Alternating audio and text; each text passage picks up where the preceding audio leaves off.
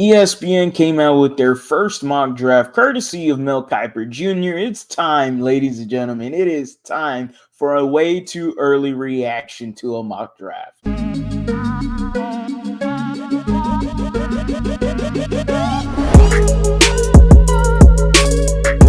is going on, everybody? Welcome back to a brand new episode of The Lead. Your host, as always, Harley Dugan. Let's get into this, guys. We have a Mel Kiper ESPN mock draft. Turn it up. Everybody knows Mel Kiper, draft analyst, I guess expert you can call him. I'm not the biggest fan, but I obviously am always going to look into any sort of draft content regarding our Houston Texans. Remember, this is an ESPN Plus subscription, so if you want to take a look into the ESPN Plus articles that I'm going to be reacting to for free, you could just subscribe to the channel. We're on the road to 8,000 subscribers, so I appreciate every single one of you that has liked, commented, subscribed. Remember, this is The Lead, where it's all Houston all the time. And while you're smashing that like button, go ahead and comment down below, ladies and gentlemen. Comment down below. How are you feeling about the mock draft for the Houston Texans? You'll definitely comment after you see this one. I have not seen it yet, so this is my first time. Let's go ahead and bring it to the stage. This is Mel Kiper's mock draft 1.0, 32 picks. Here we go. Alrighty, so obviously, we know that the Bears are picking number 1, and for obvious reasons, they got Caleb Williams. Let's scroll down here. Commanders get Jaden Daniels, Patriots Drake May, Cardinals getting Marvin Harrison, Chargers Brock Bowers. Let's take a look at some divisional guys, and there is one right there. Pretty obvious that the Tennessee Titans need to improve their offensive line. Getting Brian Callahan is not bad hire at all for them, by the way, Texans fans. He runs a Kubiak Shanahan scheme. Tyjae Spears should cook in that scheme, but they have to fix that offensive line. It was the worst in the league. Let's see what else we got here. Should have another one coming up soon. Colts. Ooh, I do not. Ooh, no, I don't like that. I do not like that at all. I do not want to be battling Michael Pittman Jr. as well as Keon Coleman for jump balls in Indianapolis. Adding more weapons for Anthony Richardson, whether or not his accuracy issues improve or not, that is total trouble, and I do not want any part of that in the AFC South. Not a fan whatsoever. Let's see. Jaguars should be, there we go. Okay. The Jaguars are going to make history, ladies and gentlemen, and they're going to get the white cornerback from Iowa. What? A lot of talks around Cooper DeJean. He's actually a really good ball player. Overrated as fuck. Not only can he play cornerback, he's a solid special teams guy as well, and he has the ability to take it to the house. So not a bad idea at all, just regarding that he could be a good corner alongside, I believe they have Tyson Campbell. So Texans are at 23, so let's go ahead and slowly scroll down here. All righty, we got 22 coming up.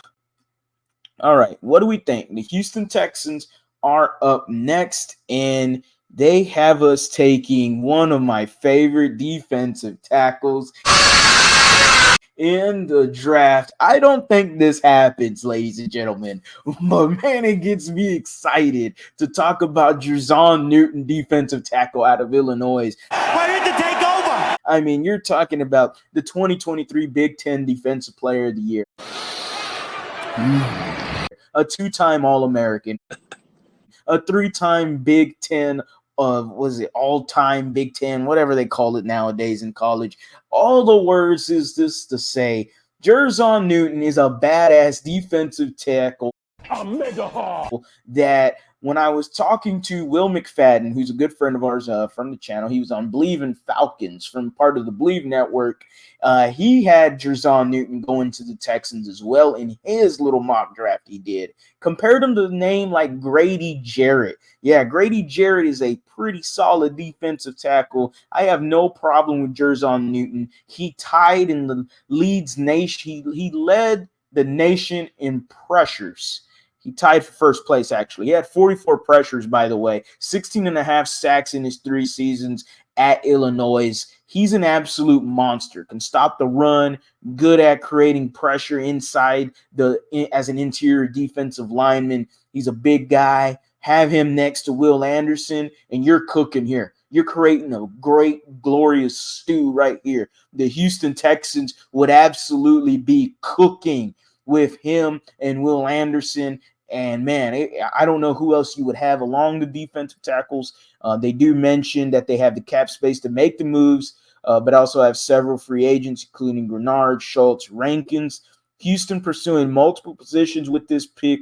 Newton would both fill a void and be a high upside selection. I am excited about this one. Best interior pass rusher in this class. Best interior pass rusher in this class. Stand up now and face the sun. Won't hide my tail or turn and run. It's time to do what must be done. Be a king when kingdom comes. Well, you can tell everybody. That's what we need, ladies and gentlemen. We need somebody to collapse the pocket inside, and it's just going to make Will Anderson Jr.'s life that much easier. Oh, my goodness. This is going to be so – if this happened, I would be ecstatic. I'm ecstatic right now. I am so excited whenever I get to talk about Jer'zhan Newton, defensive tackle from Illinois. This could be a really, really great pick for the Texans. Let's hope it does happen. But other than that, I don't think there's no trades in his first mock draft, but we are going to roll with the Texans taking Jer'zhan Newton. That is extremely exciting. If anybody saw the previous video, there is Ennis Rakestraw Jr., everybody, cornerback out of Missouri. Make sure you check out the previous video that I did mention him a little bit, or ESPN did. But Jer'zhan Newton is the guy here. That is an absolute must for the Texans. We all know they need interior linemen. I was expressing it numerous times last year in the offseason. I thought they didn't get enough defensive linemen to create more depth on the team. Hey, silly me. Tart was decent. I don't know what's going to happen with him, but Khalil Davis was absolutely fantastic for you, and obviously somebody that needs to come back. Malik Collins, Sheldon Rankins were serviceable, but they definitely still need to improve, and we heard D'Amico Ryans even mention that they need to improve across the trenches, specifically the defensive line. So Jer'zhan Newton would be a big addition to that. Man, I am ecstatic to talk about him. That is it for Mr. Mel Kiper's mock draft. If you did like it, make sure you are subscribed to the channel. As always, guys, go Astros, go Rockets, go Texans. You have a blessed day.